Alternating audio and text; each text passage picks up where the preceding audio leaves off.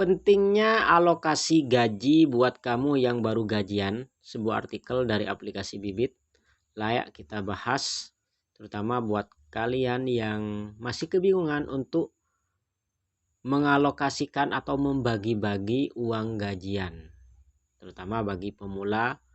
So, buat teman-teman yang ingin baca langsung, bisa langsung daftar aplikasi Bibit, download aja lewat link di deskripsi atau di Play Store. Masukkan kode undangannya MOH 19254 saat daftar, MOH 19254, agar kalian bisa dapat voucher cashback untuk pembelian instrumen investasi di aplikasi Bibit. Oke, langsung aja kita bahas. Selamat menyaksikan. Assalamualaikum warahmatullahi wabarakatuh. Baik sahabatku semua, gimana kabarnya? Semoga pada sehat dan semangat. Langsung aja ya teman-teman, di sini saya akan bacakan artikel 14 Juli 2022, pentingnya alokasi gaji. Alokasi itu maksudnya dibagi-bagi lah, seperti itu ya. Buat kamu yang baru gajian, pasti kamu sering mendengar istilah gaji numpang lewat kan? Gaji numpang lewat. Kenapa sebagian orang merasa hal tersebut relatable? Kalau jawabannya iya, itu artinya masih banyak orang yang belum memiliki strategi alokasi gaji bulananmu dengan baik. Sehingga setiap kali gajian, uang yang diterima tidak hanya numpang lewat. Jadi harus dibagi-bagi gitu, biar tidak numpang lewat saja.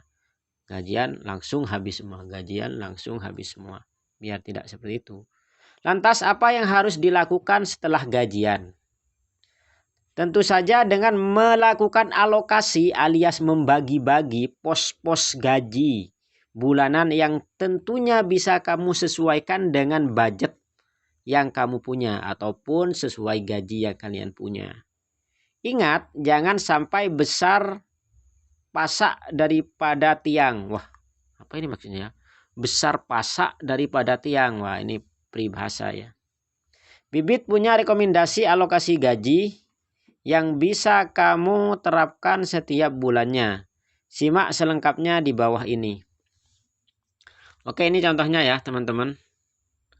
Alokasi biaya hidup 60%, dana darurat 10%, tabungan dan investasi 15%, self reward itu 10%, dan kegiatan sosial 5%. Bisa jadi 5% itu anggap saja kalian itu mengeluarkan zakat plus bisa sedekah.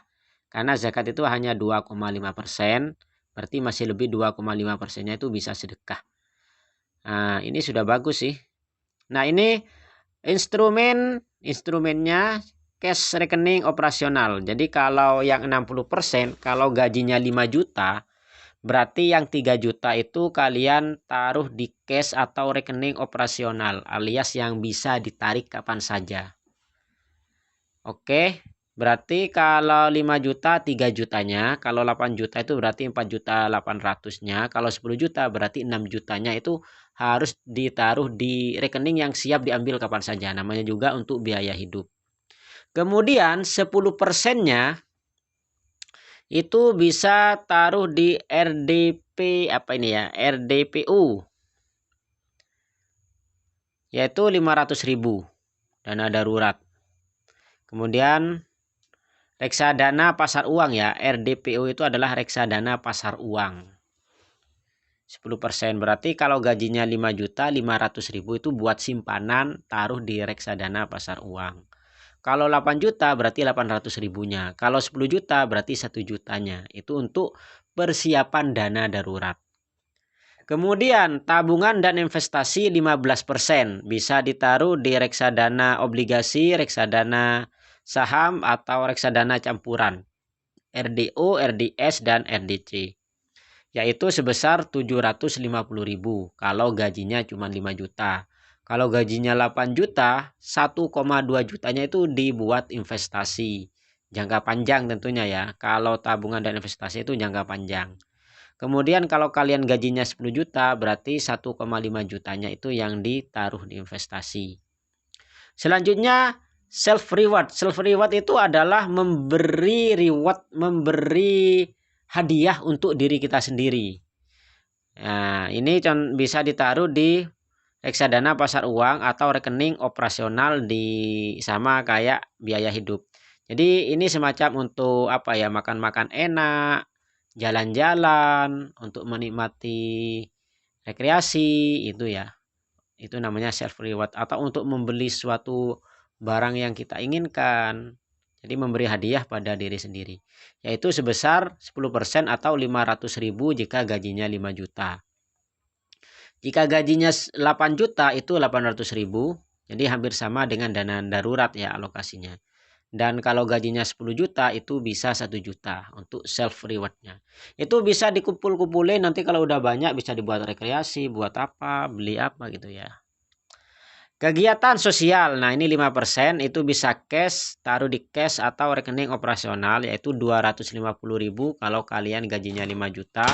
Kalau gajinya 8 juta 400.000, kalau gajinya 10 juta itu adalah 500.000. Itu buat zakat separuhnya dan sedekah separuhnya. Oke, kamu bisa terapkan strategi alokasi gaji seperti gambar di atas supaya perencanaan keuangan kamu bisa berjalan lebih baik. Jadi kamu tetap bisa memenuhi kebutuhan sehari-hari dan juga melakukan investasi untuk tujuan keuangan di masa depan, sekaligus self reward untuk diri sendiri. Dan yang perlu kamu ingat ketika melakukan alokasi gaji adalah menyisihkan gaji, bukan menyisakan gaji, tapi menyisihkan gaji, bukan menyisakan gaji. Hal ini yang perlu diingat, kebutuhan dan pendapatan setiap orang berbeda, jadi kamu juga bisa buat hitungan berdasarkan versimu sendiri. Ya, versimu sendiri ya. Ketika kamu komit melakukan hal tersebut, maka akan semakin mudah untuk mencapai tujuan keuanganmu. Kuncinya adalah selalu sabar dan tetap konsisten. Oke, sekian, terima kasih, semoga bermanfaat. See you in the next time and the last I say. Wassalamualaikum warahmatullahi wabarakatuh. Salam sukses dan semangat.